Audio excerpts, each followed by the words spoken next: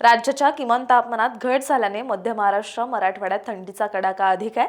तुरळक ठिकाणी थंडीच्या लाटेसदृश स्थिती आहे। आज 10 जानेवारी रोजी राज्याच्या किमान तापमानात चढ-उतार होत गारठा कायम राहण्याची शक्यता हवामान विभागाने वर्तवली आहे। शुक्रवारी म्हणजेच काल 9 जानेवारी रोजी हिमाचल प्रदेश, पंजाब, हरियाणा, चंदीगड, ओडिशा, उत्तर कर्नाटक, उत्तराखंड, मध्य प्रदेश, छत्तीसगड, झारखंड, बिहार राज्यांमध्ये आलेली थंडीची लाट काही दिवस कायम राहणार आहे। शुक्रवारी म्हणजेच काल 9 जानेवारी रोजी उत्तर प्रदेशच्या अलीगड येथे देशाच्या सपाट भूभागावरील नीचांकी 3.4 अंश सेल्सिअस तर सकाळपर्यंतच्या 24 तासांमध्ये केरळच्या कोट्टायम येथे देशातील उच्चांकी 36.2 अंश सेल्सिअस तापमान नोंदवले गेले।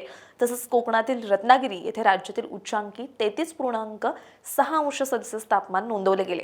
किमान तापमानाचा पारा 10 अंशाच्या खाली आल्यास तसंच तापमानात सरासरीच्या तुलनेत 4.5 अंशाची घट झाल्यास थंडीची लाट तर तापमानात 6.5 अंशापेक्षा अधिक घट झाल्यास तीव्र लाट आल्याचं समजलं जातं। शुक्रवारी म्हणजेच काल 9 जानेवारी रोजी निफाड, धुळे, परभणी, अहिल्यानगर येथे थंडीच्या लाटेसदृश स्थिती होती। उर्वरित राज्यात कडाका वाढलाय। आजपासून राज्याच्या किमान तापमानात चढ-उतार होण्याची मात्र गारठा कायम राहण्याची शक्यता हवामान विभागाने वर्तवली आहे।